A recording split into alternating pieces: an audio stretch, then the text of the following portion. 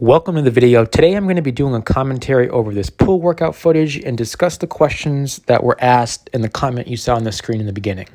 So what equipment did I start off with when I started my business? First thing I want to mention is I didn't actually have a real plan when I started my company, because initially I was looking for a job with a tree service, but it didn't work out, and that's when I decided to go on my own. So it was kind of like a last minute type thing, but I had some basic climbing gear, one climbing rope with a Prusik, a climbing harness that was geared more towards rock climbing or whatever. Didn't have the support needed for tree climbing and being able to hold all my gear comfortably. I also had a rigging rope, some handsaw that I found in the garage at my grandparents' house that I don't think was really made for tree work, a lanyard, spurs, and an Echo chainsaw with an 18-inch bar. The first few pieces of equipment I invested in the beginning were more climbing gear, so a better climbing harness designed more for tree work, a top handle saw, a big saw with a 24-inch bar. I also upgraded my climbing system, so I got the Poison Ivy climbing rope and also the hitch climber pulley, and a actual handsaw with scabbard. But in terms of actual heavy equipment, I had none. I was working out of my car. I remember one time I loaded brush into the back seat and trunk to haul away from a job site. And I was either trying to sell no cleanup jobs or hire other people to get rid of the material for me, which not only costed me thousands of dollars, but it also got me in trouble a few times because of people bailing on me with jobs after agreeing to help and already getting started and so forth. So if you don't have to go that route using subcontractors, I wouldn't, unless, it's somebody who, you really trust and work well with, because it's hard to run your business having to be dependent on other people. But after the first few months, I ended up losing focus and going back to my old job as a tow truck driver, doing the odd tree job here and there, but not really focusing on my company. It wasn't until 2 years after initially starting the company and working a few other jobs in between, one with a tree service and two with two different towing companies, that I then decided to again try full time. But this time around, I invested in the dump trailer that I'm currently using. I want to say this is a 5x10, and I think I paid somewhere around $5,000, give or take. And as you see, I built up some pretty decent sides to it, and I have no issues with this trailer whatsoever. It's a great piece of equipment. I've done pretty large jobs with this trailer, and I have no issues. So this brings me to my next piece of advice, is if you're starting out, I would seriously consider the dump trailer. I think it's one of the best pieces of equipment you could possibly invest in, assuming you're going to take on no cleanup jobs. I mean, if you're just going to do this as a side business and, only take on no cleanup jobs, well, yeah, sure, you can get away without it. But if you're trying to actually build a business, most people are going to want you to get rid of this stuff. So you need to find a way to do that. And the dump trailer, you can spend a few $1,000s, get it, own it, not have to take out any financing. And it's low maintenance. You don't have to put fuel in it. It's all how you pack the material in the trailer. You can usually fit a lot more in there than you would ever think possible if you know how to put the material in there. So that means you put a branch in there, you dice it up real small. You put another branch, you dice it up real small. You don't just throw material in there whole. But here is the interesting part. I didn't have a truck. When I started, I was working out of a car. And then I bought the dump trailer because at the time I couldn't afford a truck. So I was fortunate that one of my family members who had a Nissan Rogue, which is kind of like an SUV style vehicle, they let me use their vehicle to tow the trailer when I was doing jobs. This helped me get started, make some money, and then I want to say almost 2 years later, I bought my first truck, which was a F-250, got it brand new. So if I had to go back and do everything again, what would I have done differently? If you have the means, I think starting with a pickup truck, or even an SUV for that matter, and a dump trailer would be the best possible way to get yourself off the ground without spending a ridiculous amount of money.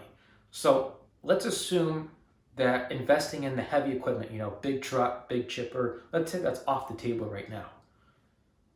I would some type of heavier duty vehicle that could tow a trailer. So, if SUV or a truck, used, new, whatever you can do, and then, the dump trailer. You don't need a $10, $15, $20,000 trailer. I showed you mine, and I've done big jobs with that trailer. Worst case scenario is maybe you have to make a couple dump runs. Oh well. Or if it is a really big job, rent a chipper from one of the local tool rental companies. You can do that for a few $100, and that will help you save even more space in the trailer. You need to identify what kind of business are you trying to build. So me, I primarily specialize and focus on pruning work, smaller to medium removals, the occasional storm damage job, and shrubs and hedges. So for me, the pickup truck and the dump trailer is about the perfect setup. I have no reason to be rolling up to a job with the log truck, bucket truck, crane. There's no need for it. Now, I have thought about eventually maybe scaling to start taking on some larger removals, but right now, I'm happy with what I'm doing. I found my niche. So make smart financial and investment decisions that are going to help you get to where you want to be. There is nothing wrong with just keeping it small. Dump trailer, truck, rent the bigger equipment when you need it. Once in a while, I'll rent a lift, chipper, so if you're not using that other more expensive equipment on a regular basis, maybe it makes more sense for you to just rent it when you need it. But if you are using it regularly, then you have to consider how much are you spending per month or per year on rental fees versus what would you spend if you were to finance one of your own. Now, let's say you can't afford anything starting off. So maybe all you got is a car. In that case, maybe you don't go into it full time. Maybe you do it on the side of your regular job and you just do no cleanup jobs. If you're going to use subcontractors though, you got to be very careful. Write everything down, create an agreement, a contract, so that way you protect yourself and you don't get screwed. And then as you start making money, as you build your business up, maybe upgrade to that SUV or that truck, or if you already have it, the dump trailer, and then, slowly, gradually add and build. And be careful of not getting so far deep into debt with financing that you're not making any money, because that can be a lot of stress, and you don't want to find yourself in a situation where, let's say, things slow down for a bit and you can't make your payments. That's not going to be good. So to finalize, as far as heavier equipment, what do I think would be good for starting? Dump trailer, and then SUV or a truck. As far as tools and climbing gear, obviously whatever climbing gear you need to do the job, I would say you want at least a top handle saw, a medium duty saw, and then a large saw, depending on what kind of jobs you're taking on. And plus, it's always good to have multiple saws in case something breaks.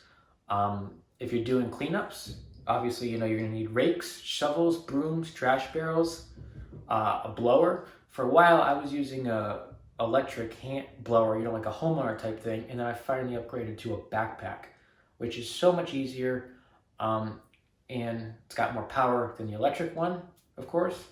So keep that stuff in mind. Some of this stuff you can buy at your local hardware store. Also, a pole saw. I've done a few pole saw videos about some of the ones I use, but if you don't have hundreds of dollars to spend, maybe just consider getting one at the hardware store that's designed more for homeowners. The only thing about that is they're really not made for professional use on a regular basis. And you might find the blade starts bending and they just don't work as well. So just keep that in mind. Maybe you'd be better off just investing in something a little bit more durable right off the start. So appreciate you all watching. If you have any other questions or topics you want me to talk about, put it in the comments. See you all next time.